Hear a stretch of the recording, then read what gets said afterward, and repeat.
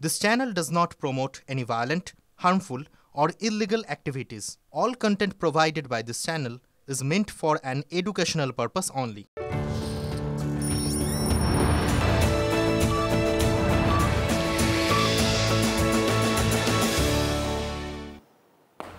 বিকেল ৫টা শুরু করছি আজকের পাঁচ কথা মানে এখনো পর্যন্ত যা যা ঘটে গেল তার মধ্যে থেকে ঝাড়াই বাছাই করে সেরা খবর আর তার চুলচেরা বিশ্লেষণ।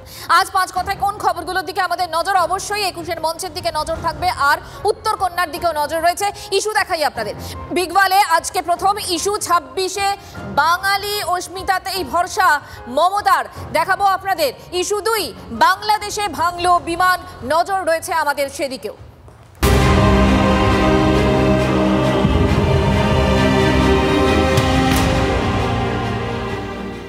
নজরে ২৬-এর সেই ভোট যুদ্ধে বাঙালি অস্মিতাই তৃণমূল কংগ্রেসের মূল অস্ত্র হতে চলেছে। ২১-এর মঞ্চ থেকে সেটা আরও একবার বুঝিয়ে দিলেন আজ মমতা বন্দ্যোপাধ্যায়।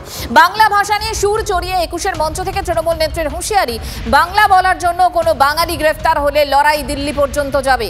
ভাষা নিয়ে ২৭শে জুলাই নানুর দিবসের দিন থেকে পথে নামছে তৃণমূল। বাংলা ভাষার উপর যে সন্ত্রাস, আর বাংলায় যদি লোককে অ্যারেস্ট করা হয় বাংলা ভাষা বলবার জন্য, তাহলে জেনে রাখবেন এ লড়াই দিল্লি পর্যন্ত যাবে। আর আমি কিন্তু ছেড়ে দেবার লোক নই।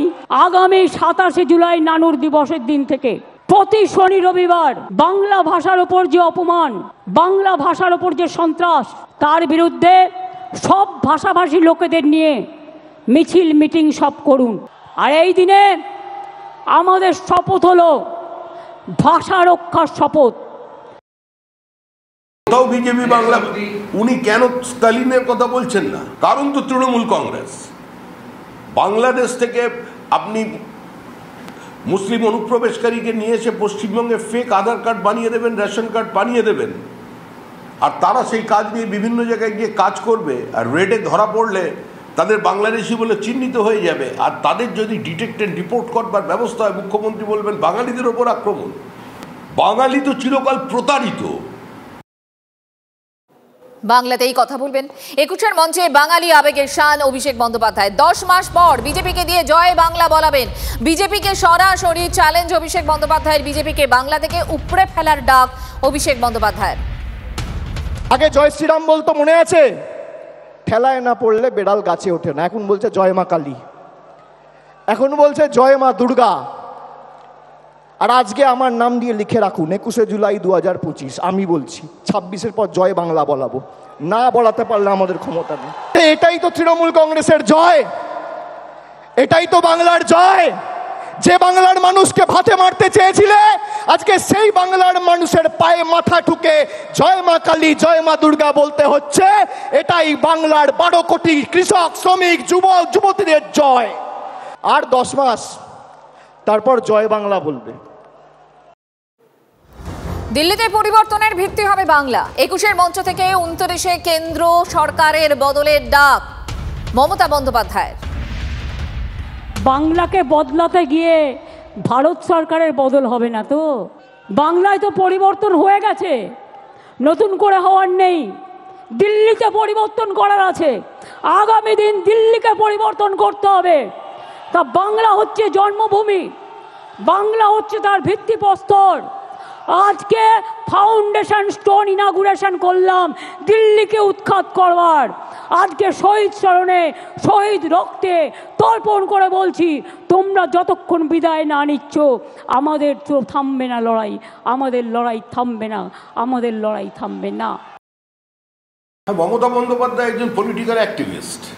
কোনো রাজনৈতিক কর্মী বাড়িতে চুপ করে বসে থাকতে পারেন না।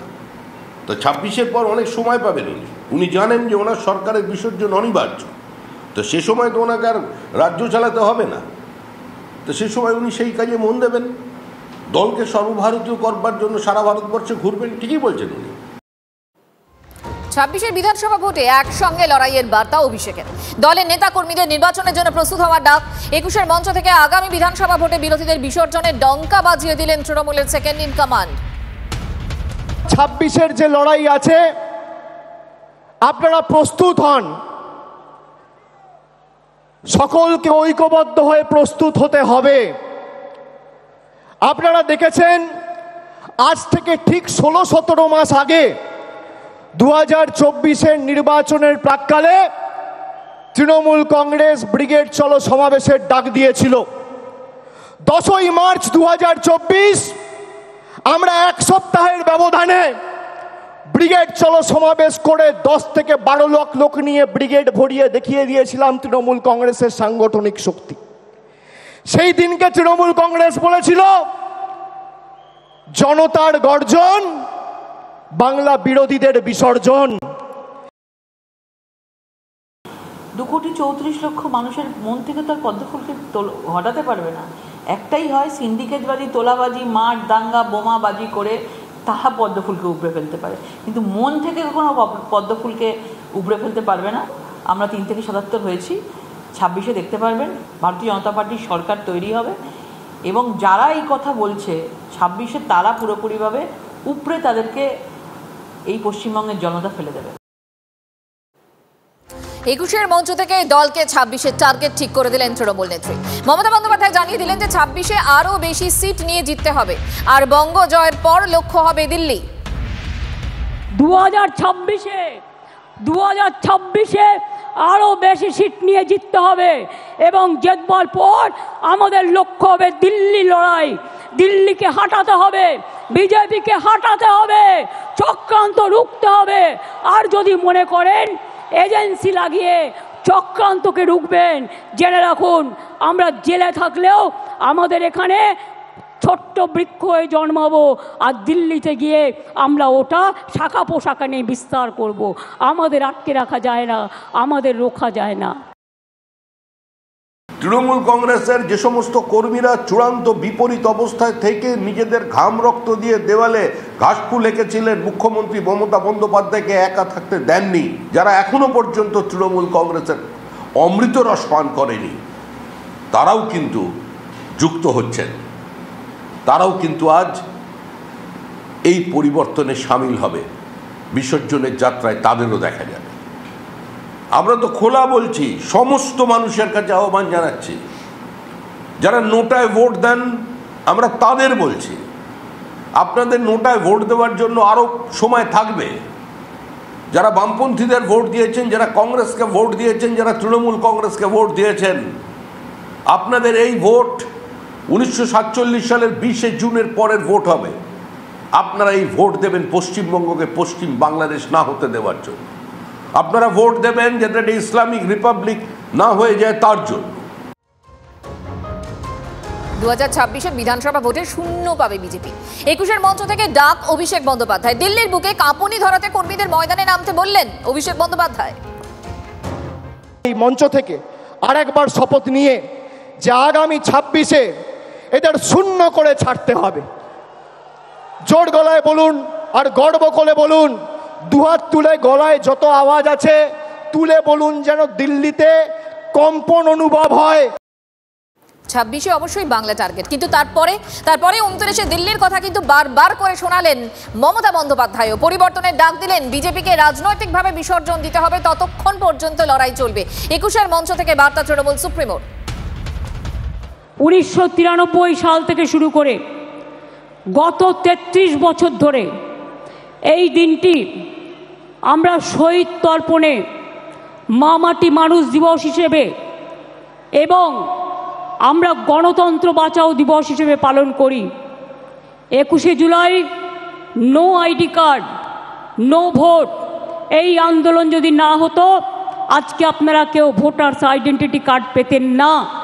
সেদিন এই রাস্তায় রক্ত ঝরেছিল, 13টি অমূল্য প্রাণ তাদের জীবন দিয়ে গণতন্ত্রকে জিতিয়ে গিয়েছিল। আজকের যারা ছাত্র যৌবন তারা জেনে রাখুন, অনেক সংগ্রাম পেরিয়ে, অনেক অত্যাচার পেরিয়ে আমরা কিন্তু এখানে এসে সমবেত হয়েছি। এই সংগ্রাম চলবে, এই সংগ্রাম সেদিন শেষ হবে যেদিন দিল্লিতে পরিবর্তন করে বিজেপিকে আমরা রাজনৈতিকভাবে বিসর্জন দিতে পারব। আন্দোলন করেছিল কংগ্রেস, গুলি চালিয়েছে সিপিআইএম, আর শহীদের মঞ্চে আক্রমণ চলেছে বিজেপির উপরে। আমরা মুখ্যমন্ত্রীর দীর্ঘায়ু কামনা করি, তিনি শতায়ু হন, কিন্তু মুখ্যমন্ত্রী তার জীবদ্দশায় কোনোদিন বিজেপি মুক্ত ভারত, বিজেপি মুক্ত কেন্দ্রীয় সরকার দেখে যেতে পারবেন না।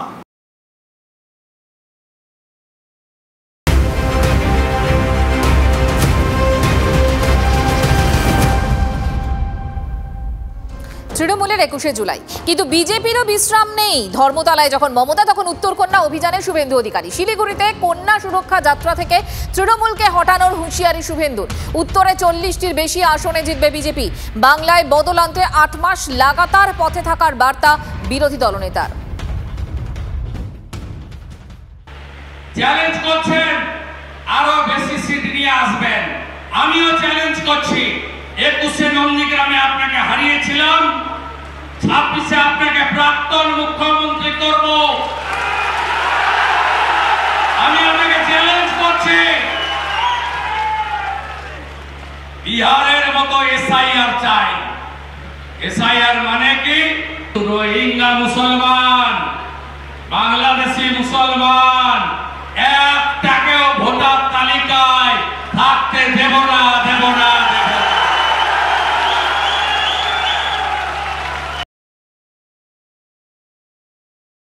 রানীমা, পিসিমা,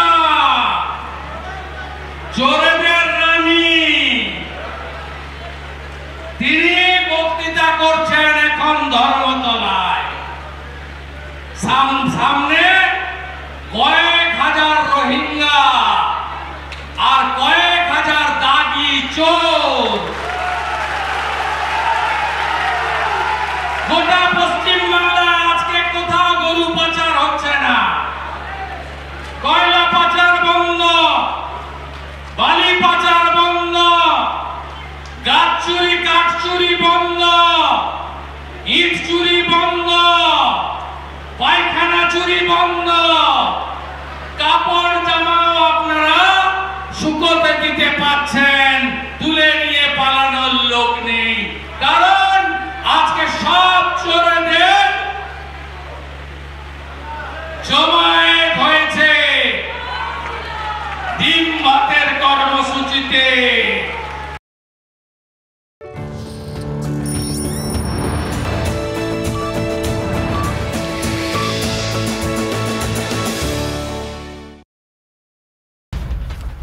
সামনের সপ্তাহে সংসদের বাদল অধিবেশনে অপারেশন সিঁদুর নিয়ে আলোচনা হবে। রাজ্যসভায় 9 ঘন্টা, 3 দিন ধরে লোকসভায় 16 ঘন্টা, এমনটাই জানা যাচ্ছে। আরো বিস্তারিত জানবো, টেলিফোনে রয়েছেন আমাদের প্রতিনিধি জ্যোতির্ময় কর্মকার। জানাবেন জ্যোতির্ময়। দেখো, ইন্ডিয়া জোটের ঐক্য কার্যত এই ইস্যুর ওপর আবার নতুন করে তৈরি হয়েছে এবং সেই কারণে ইন্ডিয়া জোটের বৈঠকেই সিদ্ধান্ত নেওয়া হয়েছিল যে বাদল অধিবেশনে এই বিষয়ের ওপর আলোচনার দাবি, প্রধানমন্ত্রীর বিবৃতি দাবি, সেটাই সব থেকে বেশি গুরুত্বপূর্ণ হয়ে সামনে আসবে।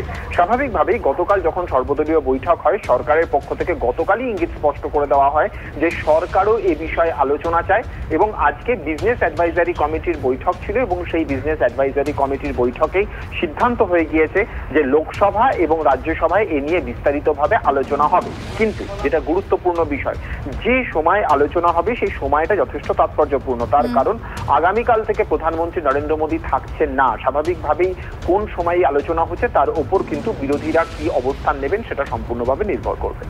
ধন্যবাদ জ্যোতি।